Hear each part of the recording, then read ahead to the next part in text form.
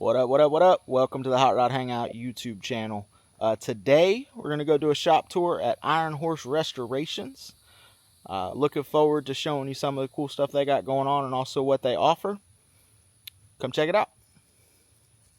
Yeah, this is the upholstery shop. We started this part of it about 3 years ago. It's kind of taken off. We really couldn't get anything that was up to what we wanted done around here, so we ended up doing it ourselves. Yeah, so. A lot of the shops that we talk to say the same thing. It's one of our another episode. Yeah. Is that all right?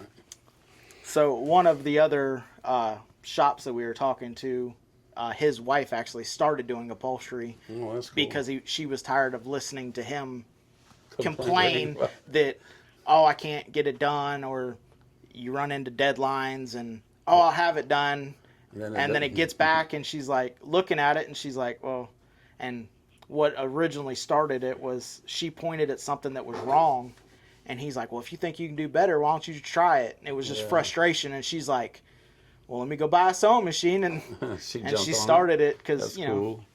Well, we have a guy with us that's like third generation upholsterer. So he does stuff they're so in depth of what they really do on this stuff. So there's way more to it than I ever thought, really, because I grew up in the paint and body side of it. And you know, they didn't want my dusty button or any of this stuff. So, but we had the same issue. We really couldn't get the quality of work we wanted, and we did all this work on cars, and you put all these hours in there, and you get stuff back that just makes the whole job look. So I think the insides of the car are just important as the outside and paint. So yeah. And we've been getting it in the last 3 years. We've grown a lot, and we got 2 sewing rooms. We got one upstairs, one down here. And it's really kind of taken off and helped our finished product so much. So when you look at a car, you're like, oh, look how nice this looks. And do you do upholstery for other shops as well, or is it just your own cars that you're doing your own upholstery? No, we work with a couple other fab guys that build stuff and stuff like that. So we do their paint work, and then we do some of their upholstery and some of their electrical or something like that. So we work with some pretty cool people doing some things. So but we work with and we do have people come in just for upholstery and stuff like that too. So it's mostly like a full upholstery swap on something. And most of the time it's some kind of little rare sports car or something kind of different. You know what I'm saying? Like a lot of people, it's not so much generalized as a regular, I call it cat skin upholstery shop. So and we hand sew everything here. So they make all the covers. We got the single needle. We got the double needle machine. This is our skiver. So when they do the like dash wraps and stuff, we'll get the leather and cut the ends down real thin so they can tuck them real nice. That's mainly what we use that stuff for. Of course, you got the upholstery. Here's my upholstery guy right here. He's trying to sneak away. But this is Brandon. He's super talented, so he came on board and, man, really showed us what some nice work looks like, and we weren't really used to it, so we were like, whoa, you know. Sorry, I'll come right back. Okay. But he got a lot going on, so. This is our clock-in room where the guys clock in. They got just regular kind of mess here, so. Out here, we got the vehicles out here. Some of these that we can unwrap some of these. We got to keep everything covered here because this is a dust factory. The nicer example of a four-door. Well, this is 33 Hudson Terraplane, and we're kind of get the original old school look. You see how we did the seat, the back seats kind of match it, kind of that clamshell look. Remember those seats? And it's all made out of wood, so that's the original seat that we had to repair the wood and do stuff like that. But it's factory four-door Suicide. The fronts were suicide from factory as well? Yes. Yep, front and back. This is all factory. It's got door panels. Yeah, it's got door panels all made up. We had to kind of go with the flow on that, and we didn't want an ultra modern look. We wanted a kind of an old school look. I think that's the wrong side. Yeah. It's probably the other side. But anyways, we didn't want to go over engineered. You know, we wanted to have this. And a lot of my hot rods got that kind of old vibe of the early days. So, and I think that's kind of coming back now because we went to the street roddy. Yeah, the super, CAD drawn everything and stuff like that. But I try to keep it kind of original. This is another one we just painted. This is a Cutlass, a client of ours. He's got a company that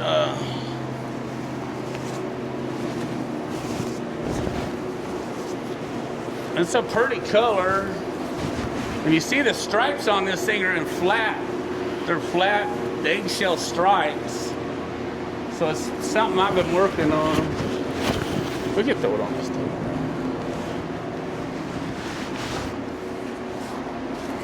Now, did y'all do the vinyl top in-house, or? Yeah, all this is all in-house right here. So Brandon's been doing that. This right here, the paint, I did all the paint work on it.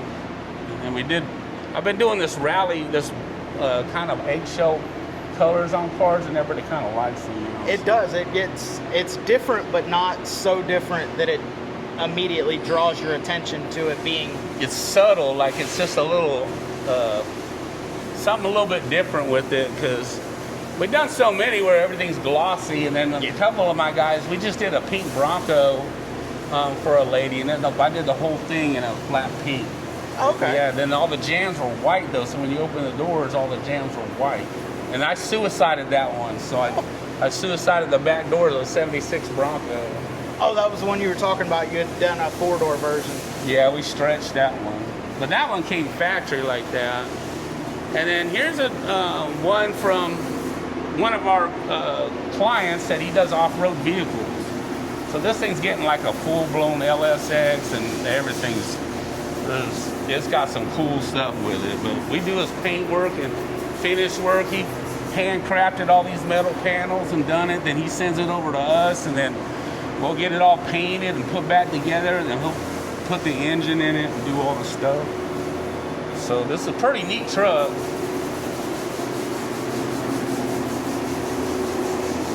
It's super custom, but it's a Jeep. But there's a lot of stuff that's not going to come through on the cameras too, like the exhaust, and in here with the, I'll have her walk around and show that, but the Zeus fittings for the inner fender wells and stuff like that, a little bit of attention to detail.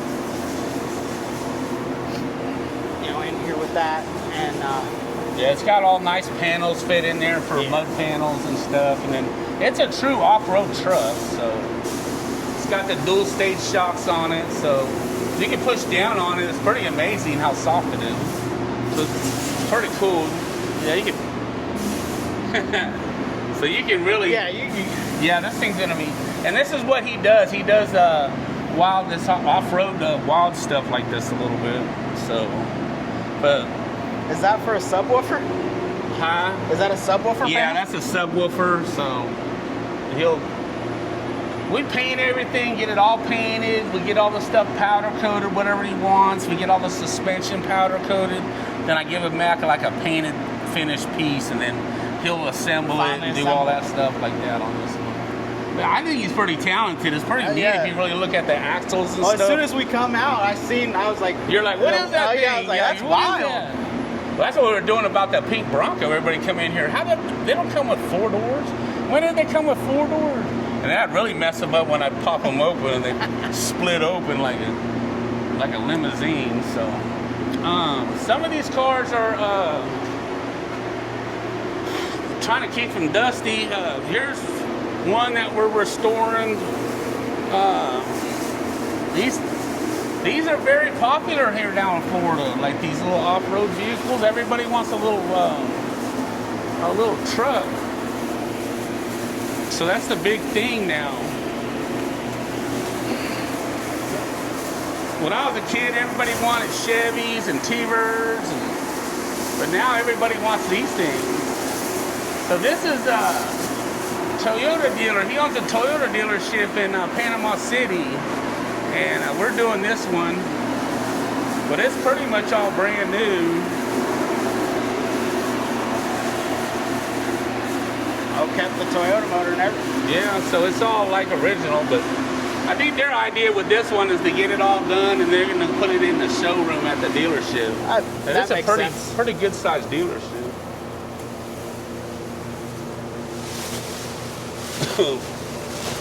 But we got to keep everything covered. It's a dust factory in here, unfortunately. Unfortunately, that's what it get. That's what happens when you start sanding. Get that car cleaned up. You can show up to them. This one's a custom one right here. We're doing the 68 Chevelle. Custom color, LSA swap. It's got some cool stuff with it.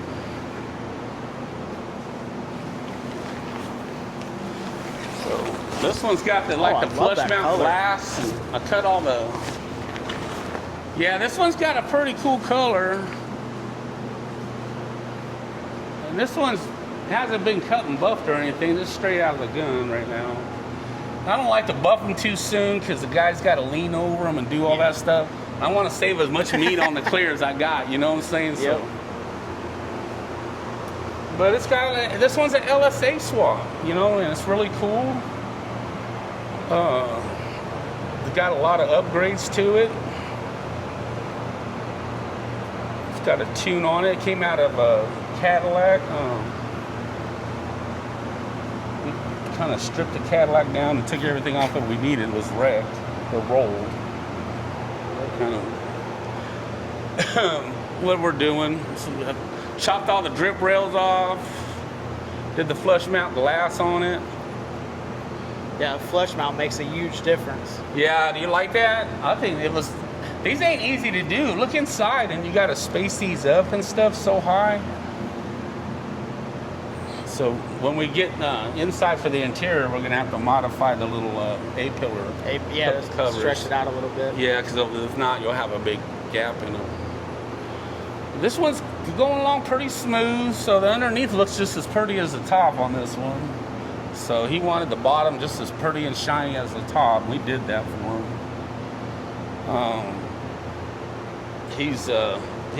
This is his dream car, so we're trying to make it just that for him. A lot of these guys got in, like, we go with their idea. Like, we try to build a car for the customer. Right. Not so much my style or whatever I want to do. Because it really don't matter, because it doesn't, because your customer's got to be the one that's happy with it. Yes. A lot of times, you know, we talked a little bit before we started recording, you know, the customer is always right, but sometimes you wish that customer would go to somebody that, you know, we deal with it with graphic design, and we talk to, you know, Johnny Jalopy or Rowan Designs or somebody, and it's like, I want your style. I'm coming to you for your style. I'm not going to ask you to do a Bowmaster design if you do pretty stuff, you know. Yeah. The scratch art or and the same with cars. You know, if you want a rat rod, don't go to Roadster Shop. Yeah. You know, or if you want a Roadster Shop style build or a Amber Winter car, don't go to Vegas Rat Rods. Yeah. Yeah, you want to go to someone.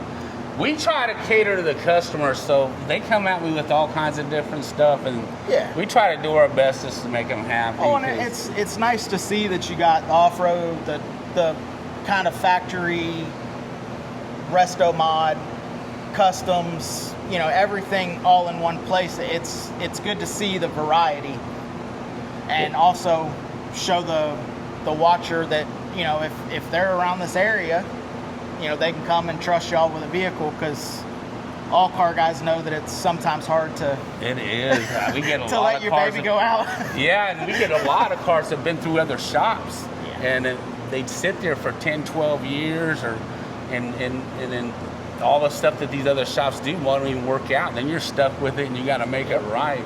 And this one takes the cake on it because he had it at another shop for 12 years, and then we got it, and then everything they did would not work. So we ended up having to strip it all down, get all the stuff right, make the windows fit first, of course.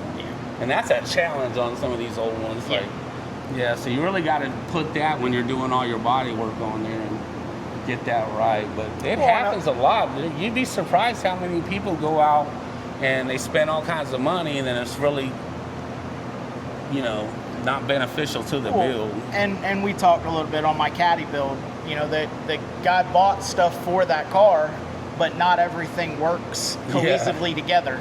And you have to kind of wonder, or you kind of got to be doing the car as you go to know, okay, this is what I need, this will work.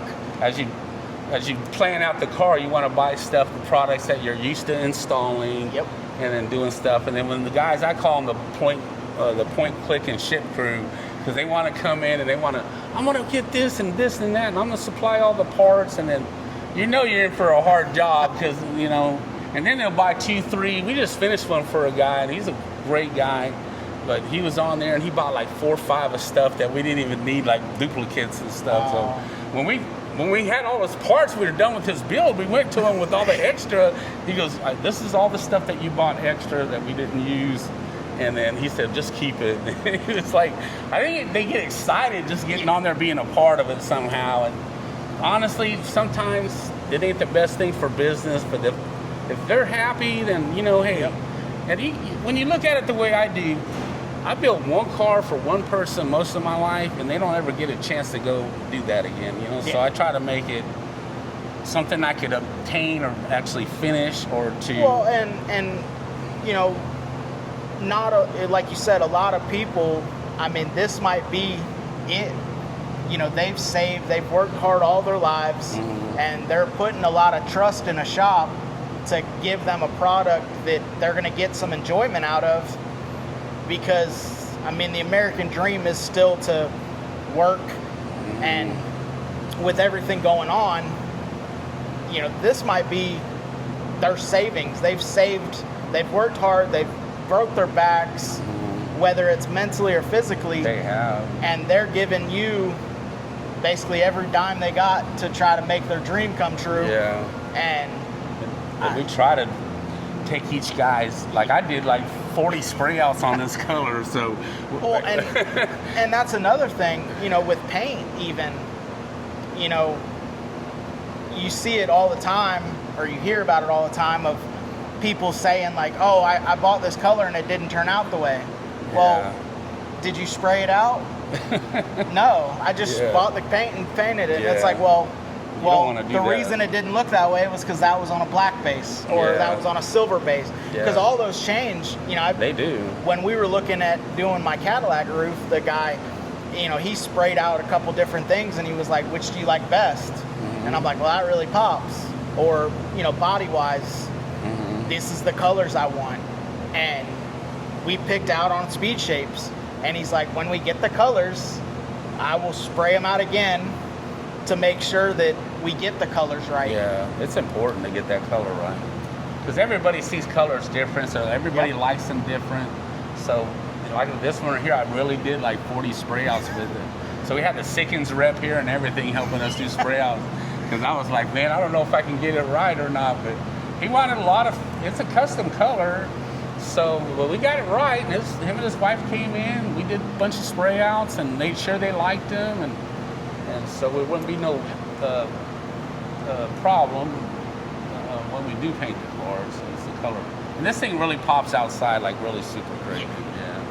Yeah, you can see it just in the fluorescence. You can see it kind of You'll see this car coming down from like, it'll be in a car show somewhere, and you'll see some big green glowing thing over there, and that'll be my buddy out there doing this stuff. But he's a car guy, so this guy's a little different. He does collect and build cool stuff and stuff like that. But a lot of these guys, like these two jobs here, are just personal cars that have been in the family, and they want to redo them. And then sometimes they're a little bad off, but we try to work with them and say, hey, you know, we can get you going, but we can't kind of half-ass the body work and the metal work and stuff like that. And there's a lot of times, especially in sentimental cars, where it's not necessarily the money, because you're going to put way more money in it than the car's worth in the end, but that sentimental value adds in. It's not a car that you're going to sell.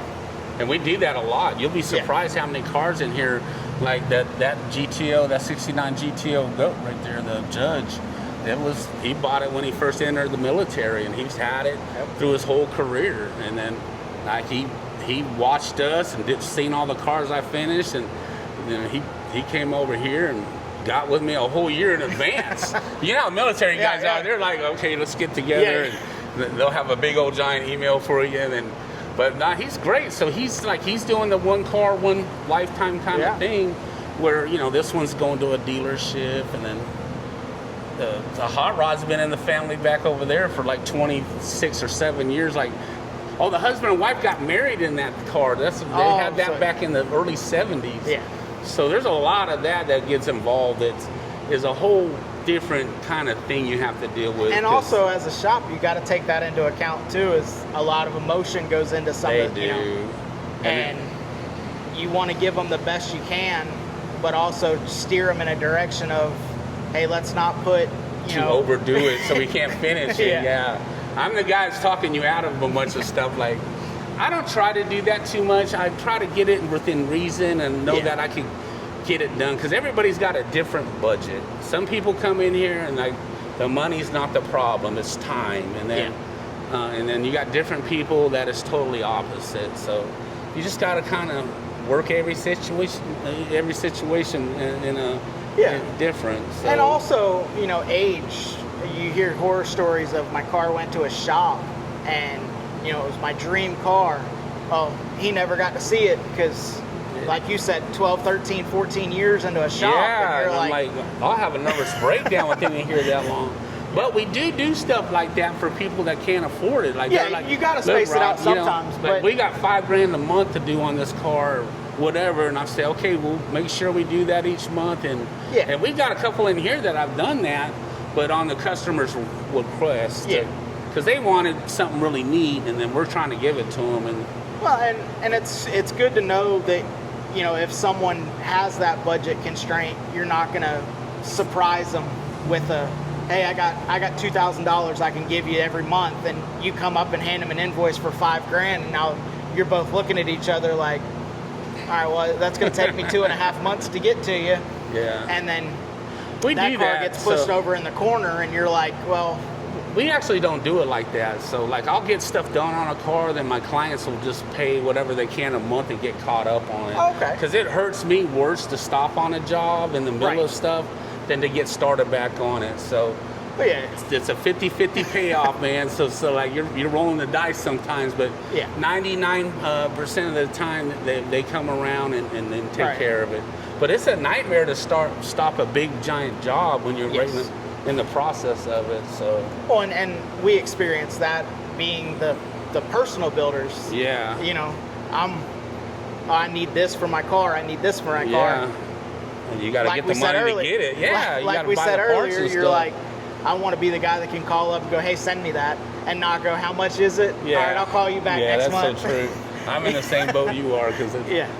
But sometimes it'll hurt me way worse to stop on something, where if I can carry something with someone I know, $5 or $10,000, you know, or more sometimes, that keeps my guys busy and doesn't stop the process where. Well, and you don't have to go back a couple steps to figure out where exactly it's you're like at. that, especially in the paint shop. Like, you got all this bare stuff, and overnight in Florida, it's gonna rest on you. You know, so. And it's with every part of it, the upholstery part. We're doing a set of Porsche seats up there for an old school Porsche, and they bought all the foams and all the leather-made covers and everything for it on this one. But he bought the foams that were both driver's side, so now he's got to go all the way back to England where they made them and order them and get them to us. But, you know, we don't press him. He wants it a certain way, and we intend to try to do that for him. So a lot of give and take in this business if you're going to make it a long time. So it's not like regular automotive where everybody's going to hit you and you come in and it's $2,700 to change your AC compressor and stuff like that. And it also changes, you know, a job. You can't price a job like that. You can give them a ballpark, but you don't know what you're going to run into, you know, on, say, the Hudson. Yeah. You know, you go, okay, well, it's going to be this much to do X, and then you take a door panel off or take a fender off, and you go, well, I got to rebuild all of that, or now I got to order that wood termites. kit. Yeah, you know, because we went through that with the Model A. My Model A build was that way, and like the car was complete, and then I was building a car that didn't have fenders, so we take fenders off, and I'm like, there's no inner fender well, it's gone, and I'm like, okay, well, that's fine. And then you go to take the door panel off, and you're like, well, there used to be wood here. You know, like, okay, well, that's a hard one. We can replace it back with 1 inch, you know, metal, strengthen it up a little bit, but then oh, well, that wood rotted, and now it rotted this floor. And I was actually going to use that part of the floor, so now you got to figure that. That's a whole nother thing with the wood rot on those older And a lot of times when you get into something, you realize, like, crap, you know, a solid part. Yeah. And one more thing, or while I'm in here, you get that a lot too. You know, I got the motor out, I might as well freshen it up. Well, while I'm in here, I might as well throw a cam on it. Yeah. Well, now I did cam, I need to do heads. Oh, well, now I did heads, I need intake and carb. You know. And it snowballs. Yeah. And so that's the one benefit of going to a shop, is they can kind of control your since I'm in here, let me go ahead and do this. Yeah, you can kind of lay it out, like, what do you want in the end, you know, and where are we looking at on kind of what budget and we can conform to that pretty good. Like, you know, some guys come in here with 6-figure budgets, and then some guys come in here, you know, 50, 60 grand or something for something. So you got to work with everybody. Every one of these jobs is completely different from another one. So we don't have a set rule on just doing muscle cars and stuff like that. So. You have, I mean, the LSA, it's good to see the modern powertrain, but you're also with something with stock, and you know, the stuff, you got a wide array. And stock is harder. It is. It's harder. I tell everybody, like, you're trying to make everything look like a factory job, and it's harder. Let me just, you know, but that's what we do, a lot of that. So you just have to work with that. Well, and especially on something notoriable, you know, like they know what the Toyota Land Cruiser looks like, you know, so. I think we actually got a sniper set up for that or something, so it will be fuel injected and stuff. So this one right here, I think what they're trying to do is just have a kind of look like a everyday, but it's going to have a fuel injection system. Yeah, I see the wheel would break upgrade. Yeah. So, but everybody's got a different plan, so you know, you roll with it, and you know, these guys come in and they're weary anyways. You know, hear all these horror stories and all this, and then, but I make them come in first, and then come visit us a little bit, and then we'll set stuff up, because I want them to see how we lay everything out, how we do our work, and I want to see them firsthand. I don't want my customer to ever lose trust in me, and stuff. And then that's when everything kind of goes downhill, and sometimes things take longer, and sometimes, you know, just like any business owner, you know, if I get out here and do 8 hours worth of work, and then I got 2 of my guys out there, and they're going to have a hard time keeping up with me, you know what I'm saying, even at 60.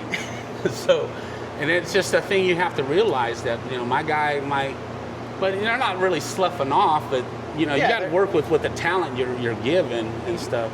And I'm not saying that the guys are slow or bad. I've just done it so much that. Well, and experience. A lot of times, you know, you get to a point, and even on, you know, the garage stuff, you know, replacing parts or something. Oh, I've done thousands of this. Okay, well, have you done one on this?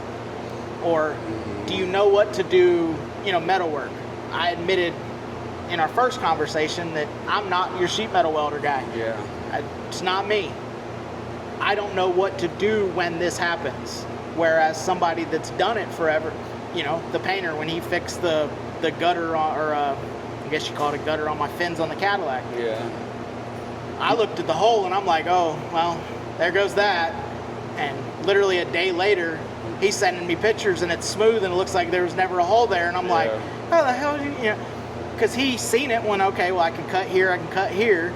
I can meld this one over there and I can make this flow in. And then he flaked it gold. And I'm like, I don't even know how you did that. But all right, cool. I wish I was there with a camera, but. Yeah. And that's a neat thing too. So everybody's got their skill level and what they kind of fit in shops. So when we hire people, we might hire someone in for something, but they're just way better at something else. So we have to kind of gear them towards that a little bit. So, and then I know everybody thinks the painting's the glory and all that stuff, but it's all the prep that really makes it nice. Yep. So we kind of, our newer guys actually go in the booth and do a lot of painting, because I've been slacking off a little bit, you know, but I think you've earned it at 60. Yeah, it is. I do, but I still like to do it. And, you know, I'm still a painter guy. I want to buy new guns all the time. Have my whole collection. Which arsenal I'm using today? Yeah. But you know, but there comes a time when you do get to my age that you got to back off and you got to settle down a little bit, and then because I got 23 years of just full blast with this thing, and like I told my daughter, I said we got to ease back on the old man a little bit. You know, she's been used to have this old workhorse out here all the time doing stuff, and it's done good for us. But to find the right talent is pretty tough. Yeah. So, and people can't come in off a line mechanic position or a collision position and come in here, and you can't just put them on these old cars. Right. It's a real knack. So everybody that does do it should be proud of themselves. And like, I'm doing stuff like most people can't even do. And hopefully, like, with what you're doing is trying to bring life into that and keep that old school stuff going and stuff. Well, and you know, the collision side, you know, a lot of that collision is replace a part. You know, a fender's damaged, swap it out, pull it out, put another fender on it, paint it to match, you know, beat it to fit, paint it to match, call it a day.